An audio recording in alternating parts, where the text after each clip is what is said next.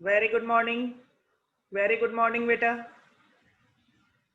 आज हम आपके लिए लाए हैं एमसीक्यू का part number 3, accounts MCQ part number 3, that is the last part that MCQ issued by ICMI. Okay, चलिए बेटा स्टार्ट करते हैं।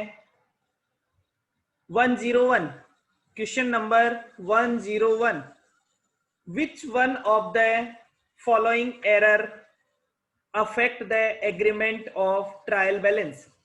कौन सी ऐसी गलती है जिससे ट्रायल बैलेंस मैच नहीं होगा? मिस्टेक इन बैलेंसिंग एक वन अकाउंट, किसी एक अकाउंट को बैलेंस करने में प्रॉब्लम हो। Omitting to record a transaction entirely in the balance sheet, किसी ट्रांजेक्शन को entirely in the subsidiary books, किसी ट्रांजेक्शन को हमने सब्सिडरी बुक में रिकॉर्ड ही नहीं किया।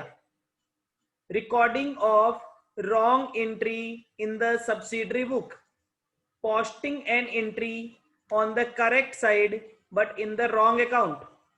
बेटा ऑप्शन नंबर ए कहता है कि आपने एक अकाउंट को बैलेंस करने में गलती की है।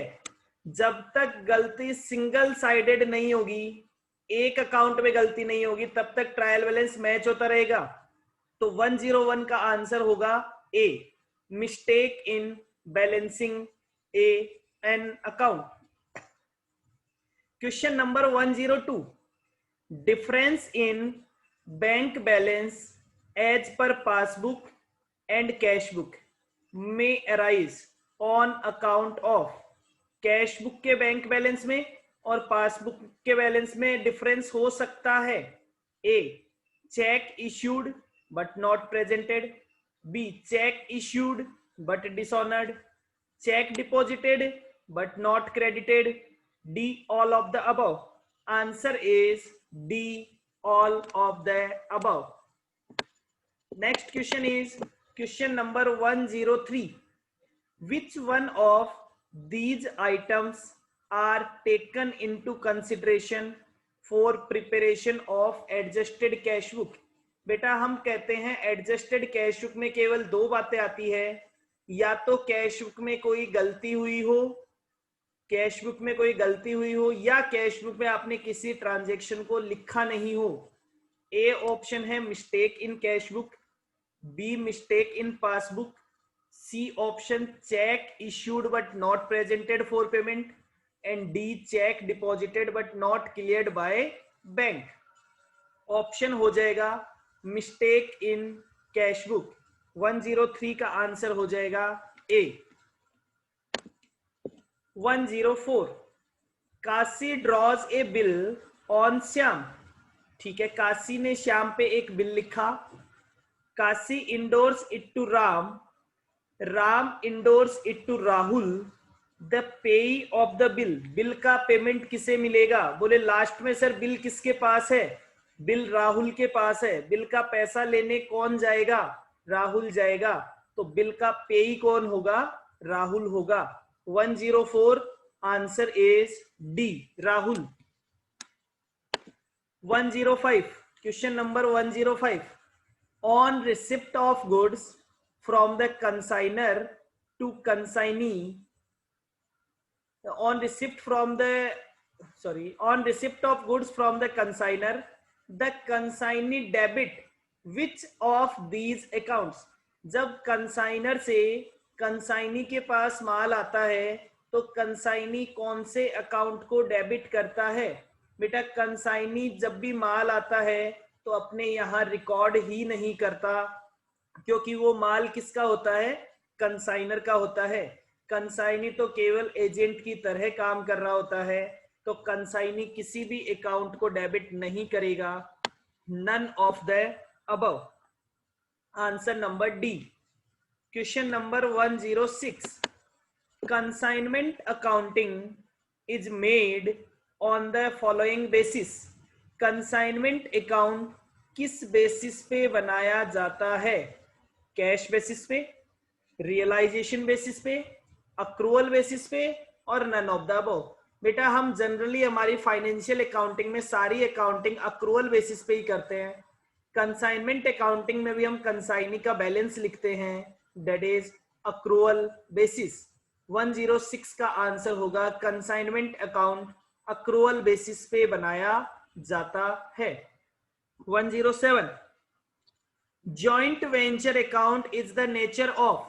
जॉइंट वेंचर अकाउंट प्रॉफिट और लॉस निकालने के लिए बनाया जाता है।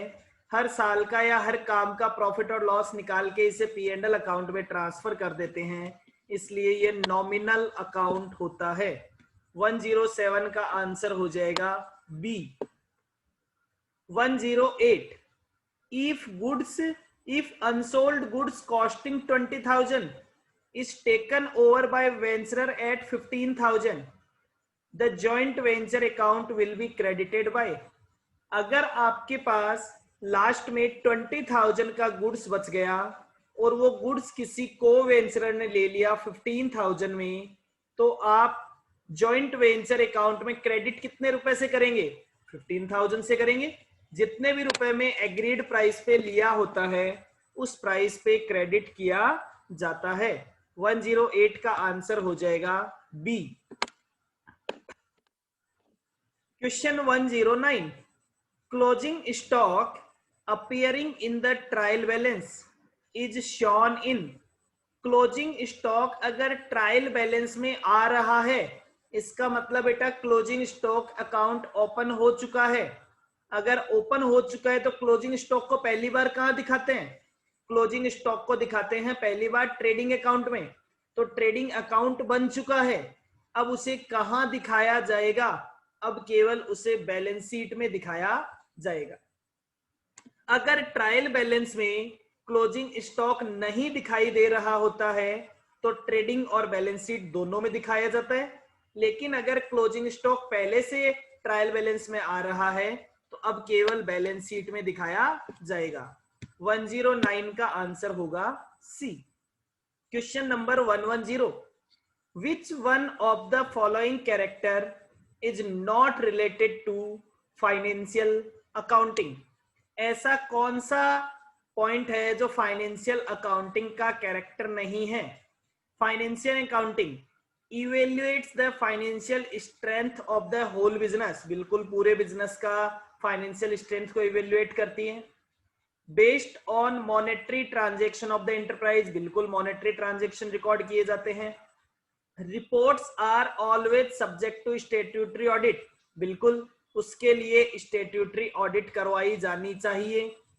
Reports are as per the requirement of management. नहीं बेटा, ये मैनेजमेंट अकाउंटिंग का काम है कि मैनेजमेंट के हिसाब से रिपोर्ट बना के दें। इसके लिए फाइनेंशियल अकाउंटिंग को काम में लिया जाता है, लेकिन फाइनेंशियल अकाउंटिंग का काम नहीं है कि वो मैनेजमेंट के हिसाब से रिपोर्ट करे। Answer number D. 110 का आंसर हो जाएगा D. Question number 111 which one of the following accounting equation is correct. कौन सी अकाउंटिंग इक्वेशन करेक्ट है? बोले बेटा जब हम बैलेंस शीट बनाते हैं तो एक साइड असेट लिखते हैं और एक साइड ओनर्स इक्विटी और लायबिलिटी लिखते हैं। तो अगर मैं ऐसा कहूं कि असेट में से असेट किसके बराबर होता है? असेट ओनर्स इक्विटी और लायबिलिटी दोनों के टोटल के बराबर होता है। तो अगर असेट में से लायबिलिटी माइनस कर दिया जाएगा तो ओनर्स इक्विटी आ जाएगा। आंसर हो जाएगा बेटा B. Owners equity is equals to asset minus liability. Question number 112 identify the personal account from the following. Personal account कौन सा है? Salary payable account, tax paid account, investment account और trademark account. बेटा salary payable, salary payable किसी ना किसी person को दी जाती है। जैसे मान लीजिए एक्स की सैलरी है तो हम ऐसा भी तो लिख सकते हैं एक्स सैलरी पेएबल। अब वो पैसा एक्स को देना बाकी है, सैलरी में लिखा जा चुका है, तो सैलरी का अमाउंट नॉमिनल में जा चुका है, लेकिन सैलरी पेबल किसी ना किसी पर्सन को रिप्रेजेंट करता है, दैट इज पर्सनल अकाउंट। 12 का आंसर हो जाएगा ए। 113, विच one of the following is a transaction of Contra entry. Contra entry कब होती है? जब बेटा बैंक में पैसा जमा कराया जाता है या बैंक से पैसा निकाला जाता है, क्योंकि कैश और बैंक कॉलम दोनों एक ही बुक में भी हो सकते हैं। तो sale of goods to Y नहीं, godown rent paid by cheque नहीं, रिसीव 12,000 इन फुल सेटलमेंट नहीं, cash deposited into bank 9,000। Answer D is the contra entry. Question number 114, when trial balance will not tally और mismatch. कब ऐसा होगा जब trial balance mismatch होगा या tally नहीं होगा? Two errors, those are compensating each other. दो गलतियां एक दूसरे को कंपनसेट कर देती है, ट्रायल बैलेंस टैली हो जाएगा। ए ट्रांजेक्शन रिकॉर्डेड ट्वाइस, तो भी ट्रायल बैलेंस टैली हो जाएगा। Taking balance to wrong side in the trial balance, और if an entry is totally missed, अगर कोई एंट्री टोटली मिस भी हो गई तो भी ट्रायल बैलेंस मैच हो जाएगा। 114 का आंसर होगा C, taking balance to the wrong side. Taking balance to the wrong side. Question number 115, question number 115, an entry of 1560 has been debited to a debtor's personal account 1650. It is an error of omission, commission, principal और compensating। एक entry का amount था 1560 जो debtor के personal account में 1650 से record हो गया। जब बेटा किसी अकाउंट में कोई अमाउंट गलत लिख दिया जाता है तो उसे बोलते हैं कमीशन की error. 115 error of commission, answer होगा B. Question number 116, amount set apart to meet loss due to bad debts is a provision, appropriation, reserve और कमीशन। बेटा जब भी किसी नॉन खर्चे के लिए पैसा साइड में रखा जाता है तो उसे प्रोविजन कहते हैं। Answer is provision. Reduction in the value of asset due to its continuous use is treated as. Asset की वैल्यू में उसको यूज करने की वजह से कम हो जाना डेप्रिसिएशन कहलाता है। अगर वैल्यू बढ़ती है तो एप्रिसिएशन, वैल्यू कम होती है तो डेप्रिसिएशन। 117 का answer B. 118, what happens when a bad debts is recovered. जब कोई बैड डेब्ट्स मिल जाता है, रिकवर हो जाता है तो क्या होगा? करंट असेट कम हो जाएगी? नहीं। डेटर्स का बैलेंस कम हो जाएगा? नहीं। प्रॉफिट इंक्रीज हो जाएगा? यस बेटा, बैड डेब्ट्स जो पैसा पहले डूब गया था तो हमने हमारे प्रॉफिट को कम कर दिया था लेकिन बैड डेब्ट्स के रूप में, लेकिन जब वो पैसा वापस आ जाएगा तो हमारा प्रॉफिट वापस इंक्रीज हो जाएगा। 118 का आंसर है 118 का आंसर है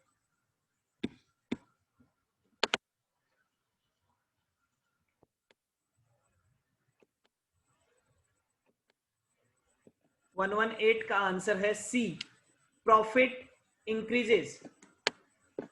विच balance is not considered. Question number 119, which balance is not considered for closing entries on the basis of trial balance for transferring to trading and P&L account. Which balance is not considered. कौन सा balance P&L account में transfer नहीं किया जाता है? Salary wages P&L में transfer कर दिए जाते हैं खर्चे के साइड में। डिस्काउंट रिसीव्ड P&L में ट्रांसफर कर दिया जाता है इनकम में। कमीशन पेड भी P&L में ट्रांसफर कर दिया जाता है, बट कैश इन हैंड को बैलेंस शीट में दिखाया जाता है। आंसर हो जाएगा D. Question number 120, select correct journal entry to rectify an error, an amount of 10,000 withdrawn by owner for personal use debited to trade expense account। अब वो कह रहा है कि साहब एक ऑनर ने पैसा विड्रॉ किया था तो एंट्री होनी चाहिए थी drawings account debit to cash, गलती से आपने ट्रेड एक्सपेंस को डेबिट कर दिया, तो अब आपको क्या करना पड़ेगा, अब आपको ड्रॉइंग्स को डेबिट करना पड़ेगा और ट्रेड एक्सपेंस को वापस क्रेडिट करना पड़ेगा। तो ड्रॉइंग्स को डेबिट और ट्रेड एक्सपेंस को क्रेडिट। आंसर हो जाएगा बेटा A, drawing account debit, trade expense account credit. Question number 121, question number 121 आपको क्या कह रहा है बेटा, AB enterprises has bank balance 8800 as per cash book, मतलब पॉजिटिव बैलेंस है 8800 कैश बुक के हिसाब से। 3 cheques deposited into bank, bank में 3 चेक डिपॉजिट किए गए जिनका अमाउंट था 5800, बट केवल एक ही चेक 2000 का बैंक में क्लियर हुआ, मतलब कैश बुक में बैलेंस 5800 रुपए से बढ़ा, लेकिन बैंक का बैलेंस केवल 2000 रुपीज से बढ़ाया गया। तो कैश बुक का बैलेंस 3800 रुपीज से ज्यादा है। तो सबसे पहले हमें कैश बुक में से 3800 कम करने पड़ेंगे, minus 3800। Option number D, dividend collected by bank, bank में डिविडेंड कलेक्ट किया गया 1250, जो हमने कैश बुक में लिख लिया 1520, मतलब कैश बुक में हमने 270 रुपीज ज्यादा लिख रखे हैं, तो हम 270 रुपीज कैश बुक में से कम कर देंगे। तो आंसर हो जाएगा बेटा 8800 माइनस 3800 माइनस 270, तो बैलेंस एज पर पासबुक आ जाएगा आंसर नंबर बी 4730। वापस से समझ लें, 8800 minus 3800 minus 270, answer is 4730। Question number 122, building house building advance of 2 lakh paid to employ. जब किसी हम बिल्डिंग बना रहे हैं, अब बिल्डिंग बनाने के लिए जब कोई खर्चा करते हैं तो वो कैपिटल एक्सपेंडिचर होता है, लेकिन अभी तक हमने वो खर्चा किया नहीं है, अभी तक हमने केवल एडवांस दे रखा है। तो एडवांस दिया हुआ पैसा हमारी असेट होता है, तो 112 का आंसर हो जाएगा बेटा asset. Okay, answer number A. 123, claims against company pending in court case, it is A. Claims against company pending in court case. अब बेटा क्लेम, कुछ क्लेम कंपनी के अगेंस्ट हो रखे हैं लेकिन कोर्ट केस चल रहा है। अब अगर कोर्ट केस का डिसीजन हमारे अगेंस्ट आ गया तो लायबिलिटी होगी, अगेंस्ट नहीं आया तो लायबिलिटी नहीं होगी। तो इसलिए ये लायबिलिटी आएगी या नहीं आएगी ये अभी पता नहीं है, तो इसे क्या बोलते हैं, कंटिंजेंट लायबिलिटी, जो किसी फ्यूचर में होने वाले इवेंट पे डिपेंड करती है। कोर्ट केस का जब डिसीजन आएगा तब हमें पता चलेगा। फिर बोलता है विच one of the following is not a negotiable instrument. Currency note, बेटा हमारा 100 रुपए वाला नोट वो हम दूसरे लोगों को दे सकते हैं, नेगोशिएबल है। प्रोमिसरी नोट नेगोशिएबल है, बिल ऑफ एक्सचेंज नेगोशिएबल है, लेकिन क्रॉस्ड चेक नेगोशिएबल नहीं होता है। क्रॉस्ड चेक नेगोशिएबल नहीं होता है। क्रॉस चेक जिसके नाम से लिखा हुआ होता है उसी के खाते में जमा कराया जाता है। 124 का आंसर होगा डी।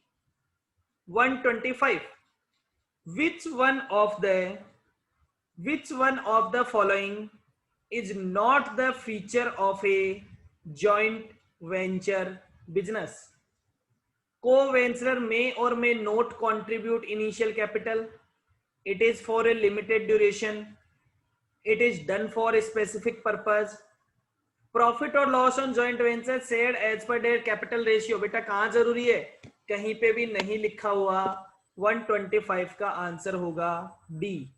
जॉइंट वेंचर का प्रॉफिट रेशियो डिसाइड किया जा सकता है, जरूरी नहीं है वो कैपिटल का रेशियो हो।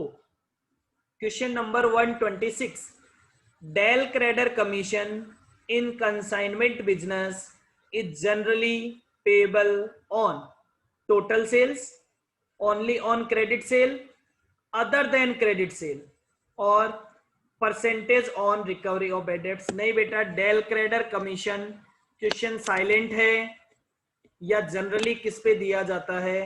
टोटल सेल्स पे दिया जाता है। जिस पे नॉर्मल कमीशन दिया जाता है उसी पे जनरली डेल क्रेडर कमीशन दिया जाता है।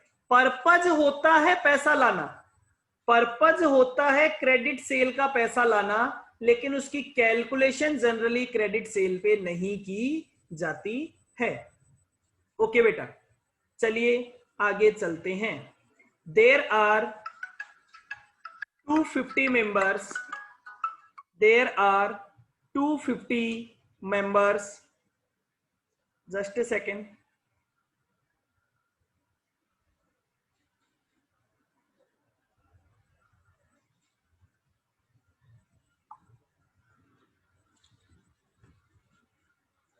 There are 250 members in the Sri Krishna Club where annual subscription is 500. During 2016-17 subscription का अमाउंट कितना रिसीव हो गया? 97,500। कितना रिसीव होना बाकी था? 47,500। तो टोटल अमाउंट हो गया 1,45,000। 250 मेंबर्स, 500 के हिसाब से कितना अमाउंट मिलना चाहिए था? हमें मिलना चाहिए था बेटा 250 मल्टीप्लाइड बाय 500, दैट इज 1,25,000, जबकि उसमें से 97,500 तो मिल चुका है और 47,500 अभी भी मिलना बाकी है। इसका मतलब ये टोटल अमाउंट हो गया 1,45,000, 97,500 प्लस 47,500, जबकि इस साल से कितना रिलेट करता था? 1,25,000। तो 20,000 रुपीज कौन से साल से रिलेटेड थे? 20,000 रुपीज नेक्स्ट ईयर से रिलेटेड थे। Question number 128 when goods are purchased for the joint venture the account debit to be debited is? When goods are purchased for joint venture the account to be debited is? जब joint venture के लिए goods purchase किया जाता है तो उसे joint venture account में debit किया जाएगा। Question number 129 the abnormal loss on consignment is credited to? The abnormal loss on consignment is credited to? abnormal loss को कहां क्रेडिट किया जाता है? प्रॉफिट एंड लॉस अकाउंट में? प्रॉफिट एंड लॉस में तो डेबिट किया जाता है। कंसाइनी के अकाउंट में? कंसाइनमेंट अकाउंट में। कंसाइनमेंट में क्रेडिट करते हैं और फिर प्रॉफिट एंड लॉस में डेबिट कर देते हैं। आंसर हो जाएगा बेटा 129 का C. Question number 130 fixed asset and current asset are categorise as per the concept of separate entity? नहीं, उसके हिसाब से तो कैपिटल होती है। कंसिस्टेंसी अकाउंटिंग पॉलिसी के लिए होती है। टाइम पीरियड वो बेटा प्रॉफिट एंड लॉस के लिए, इनकम एक्सपेंस के लिए होता है।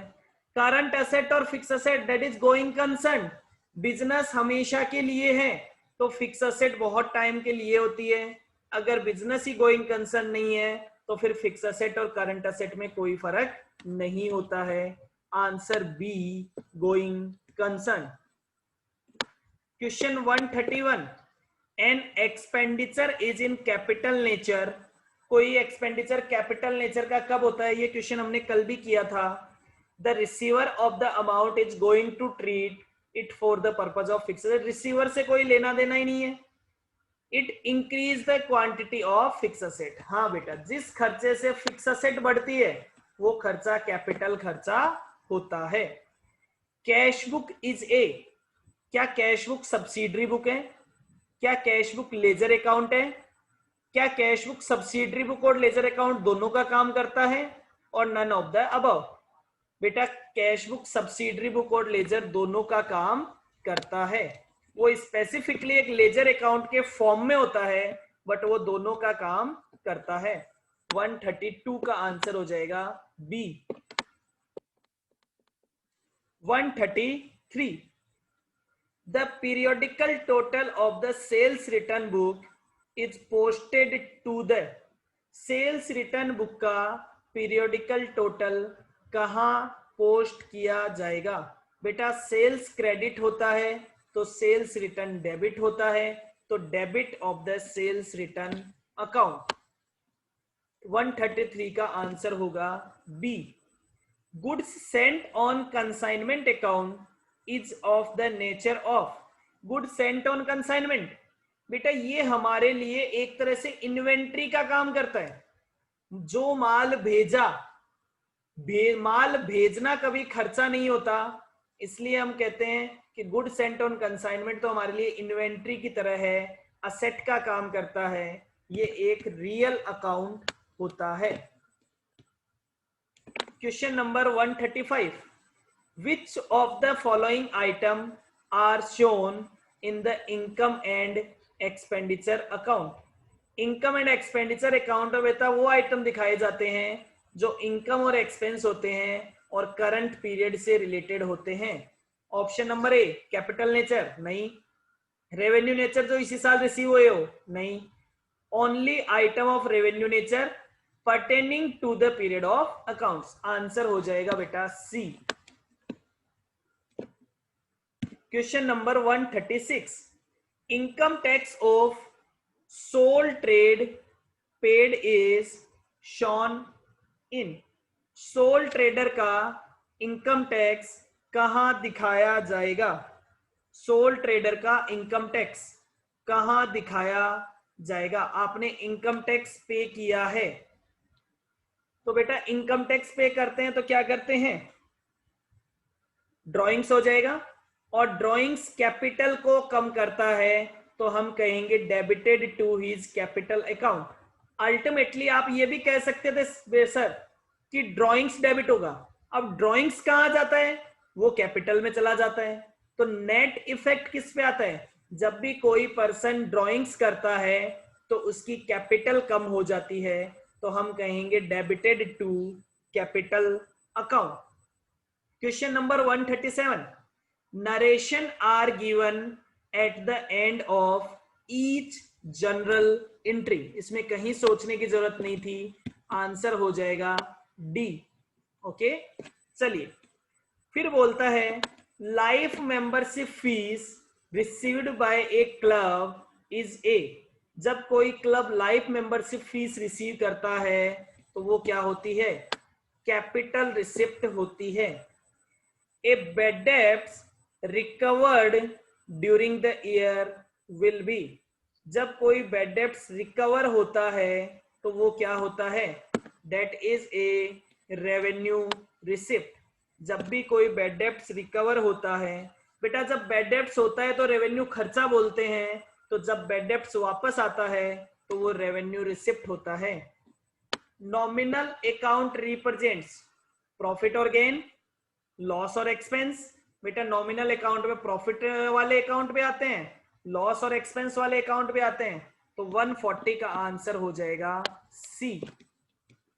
141 prepaid rent is a. Prepaid rent क्या है बेटा? प्रीपेड रेंट किसी ना किसी पर्सन को रिप्रेजेंट करता है कि हमें किसे पैसा देना बाकी है।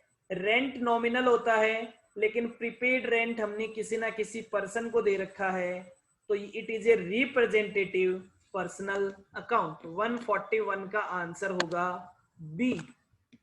142 purchase book is use to record.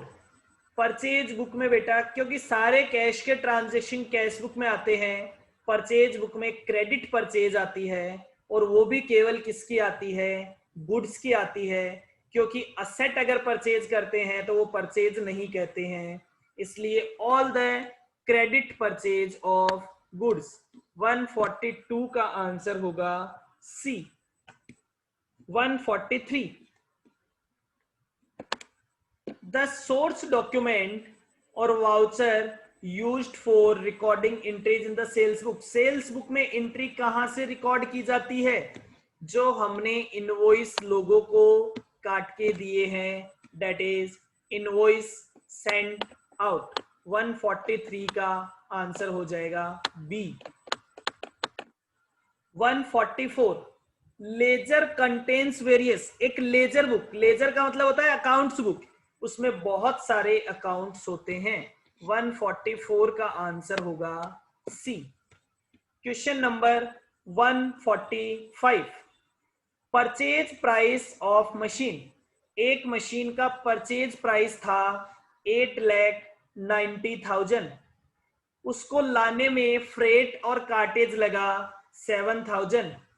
Installation charges लगे 30,000। बेटा इंश्योरेंस चार्जेस, क्या इंश्योरेंस चार्जेस मशीन को चलाने के लिए कंपलसरी था? नहीं, वो हमेशा आगे के पीरियड के लिए लगता है, वर्किंग कंडीशन के बाद तक काम करता है, इसलिए इंश्योरेंस चार्जेस कैपिटलाइज नहीं होगा, वो हर साल लगता है। तो परचेज प्राइस हो जाएगा 8,90,000 plus 7,000 plus installation charges 30,000, total is 9,27,000। 9,27,000। Residual value is 40,000, तो बैलेंस रह जाएगा 8,87,000 divided by 5 years. Divided by 5 years, तो डेप्रीशिएशन कितना हो जाएगा? डेप्रीशिएशन हो जाएगा 177,400। ए ऑप्शन हो जाएगा आंसर 177,400। कैलकुलेशन वापस समझ लीजिए, 8,90,000 plus 7,000 plus 30,000 minus residual value 40,000 divided by 5, तो डेप्रिसिएशन हो जाएगा 177,400। फिर बोलता है बेटा क्वेश्चन नंबर 146, क्वेश्चन नंबर 146 आपको कहता है the value of an asset after deducting the depreciation from the historical cost, तो वो क्या कहलाता है? वो बुक वैल्यू कहलाता है। वो बुक वैल्यू कहलाता है। क्वेश्चन नंबर, आंसर हो गया D. Question number 147 goods worth ₹272 returned by Lala. Lala से 272 रुपीज की गुड्स रिटर्न आई थी, तो हमें लिखना चाहिए था sales return account debit to Lala, ठीक है, लेकिन हमने लिख दिया 722, मतलब लाला के अकाउंट को 450 रुपए से ज्यादा क्रेडिट कर दिया। तो अब उसे सही करने के लिए लाला के अकाउंट को 450 से डेबिट करना पड़ेगा। Answer is a.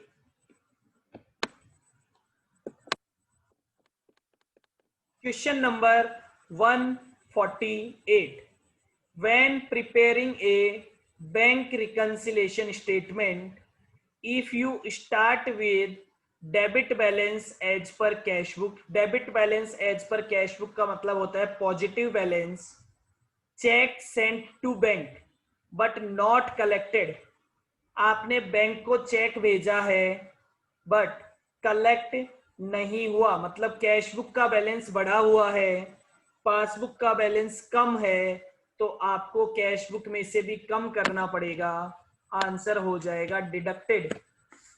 Question number 149, payment of bills of exchange is received, bills of exchange का पेमेंट कौन रिसीव्ड करता है? By holder in due course of due date, due date पे जो बिल का होल्डर होता है ड्यू कोर्स में, वो बिल का पेमेंट रिसीव करता है। Which of these are recurring expense? Transit और फ्रेट, ऑक्ट्रॉय, लोडिंग अनलोडिंग, ये सारे नॉन रिकरिंग एक्सपेंस होते हैं। गोडाउन रेंट जो बार बार लगता रहता है, हर साल लगेगा चाहे काम हो या ना हो, दैट इज रिकरिंग एक्सपेंस। 150 का मतलब होता है D. 151, goods of the invoice value of 2,40,000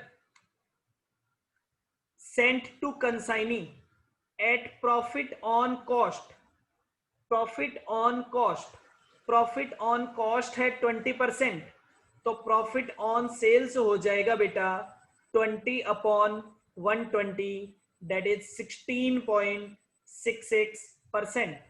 loading का अमाउंट कितना होगा? लोडिंग हम ऐसे भी निकाल सकते हैं, 2,40,000 divided by 120 multiplied by 20, amount आ जाएगा 40,000। अगर कॉस्ट 100 है, प्रॉफिट 20 है, तो इनवॉइस प्राइस होगा 120, तो 2,40,000 divided by 120 multiplied by 20, profit हो जाएगा 40,000। Answer is a. Memorandum joint venture account is a nominal account, वो प्रॉफिट निकालने के लिए बनाया जाता है। द बैलेंस ऑफ पेटी कैश बुक इज एन, बेटा पेटी कैश बुक हमारे लिए असेट का काम करता है। पेटी कैश मतलब हमारा पैसा हमने छोटे छोटे खर्चों के लिए रख रखा है, तो वो हमारे लिए असेट होता है। Endowment fund receipt is a capital receipt, endowment fund receipt is a capital receipt.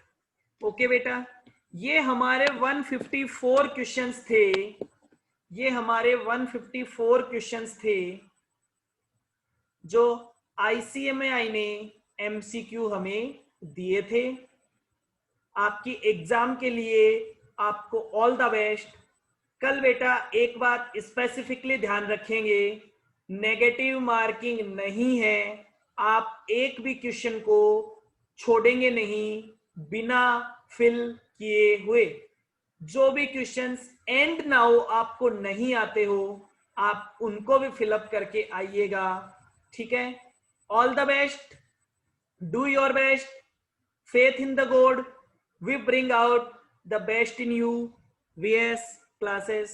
Thank you students, bye bye.